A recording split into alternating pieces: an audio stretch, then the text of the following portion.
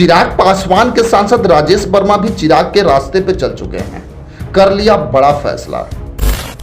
चिराग पासवान के गांव पहुंचकर राजेश वर्मा ने सुना दिया फैसला। चिराग है तो मुमकिन है।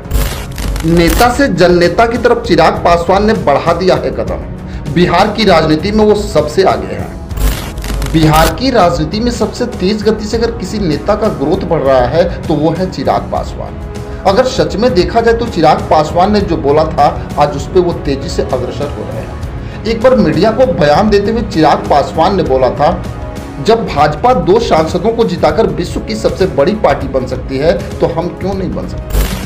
वहीं आज देखें तो चिराग पासवान उसी की तरफ बढ़ रहे हैं, क्योंकि जब लोकसभा में प्रधानमंत्री मोदी ने चिराग पासवान को 5 सीटें दी तो एनडीए गठबंधन के कई सहयोगी नेता ये चाहते थे कि चिराग पासवान को इतनी सीट ना मिले, लेकिन उस समय चिराग पासवान ने किसी को कुछ नहीं बोला। लेकिन 5 सांसदों को जिताने के बाद चिराग पासवान ने उन विरोध करने वाले नेताओं को भरपूर जवाब भी दे दिया।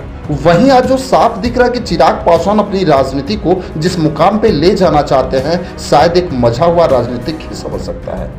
वैसे तो मैं आपको बता दूं कि खगड़िया लोकसभा से जब राजेश वर्मा का टिकट फाइनल हुआ तो चिराग पासवान पे कई आरोप भी लगाए गए, लेकिन आज राजेश वर्मा जिस लय में दिखाई दे रहे हैं, शायद उस लय में भाजपा का कोई सांसद दिखाई दे रहा है। चिराग पासवान ने अपने सांसदों को एक टास्क दे रखा है, किसी दूसरे का फेस वैल्यू नहीं, अपना खुद का फेस वैल्यू बनाओ ताकि जनता तुम्हें खुद ही पहचान सके। आज उसी मंत्र के जरिए राजेश वर्मा क्षेत्र में जनता से मिल रहे हैं और उनका दुख भी सुन रहे हैं। वैसे तो राजेश वर्मा सबसे पहले खगड़िया जिले के सहरबन्नी गांव पहुंचे, जहां चिराग पासवान का पैतृक गांव है। मैं आपको बताते चलूं कि पूर्व केंद्रीय मंत्री स्वर्गीय रामविलास पासवान कभी इस गांव से राजनीति शुरू किए और आज पूरे देश ही नहीं पूरा विश्व इस नाम को जानने लगा है।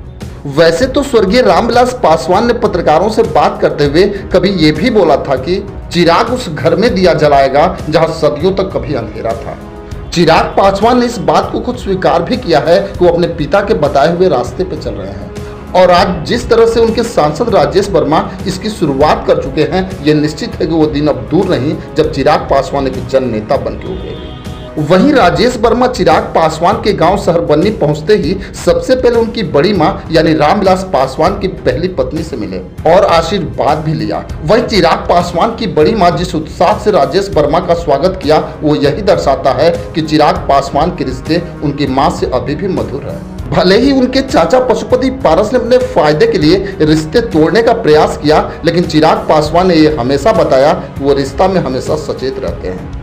वैसे तो इस समय जो दिख रहा है कि चिराग पासवान साफ शब्दों में अपने सांसदों से बोल भी चुके हैं कि जब तक सदन चलेगा तभी तक दिल्ली में रहना है, नहीं तो खाली समय में अपने क्षेत्र में रहना है।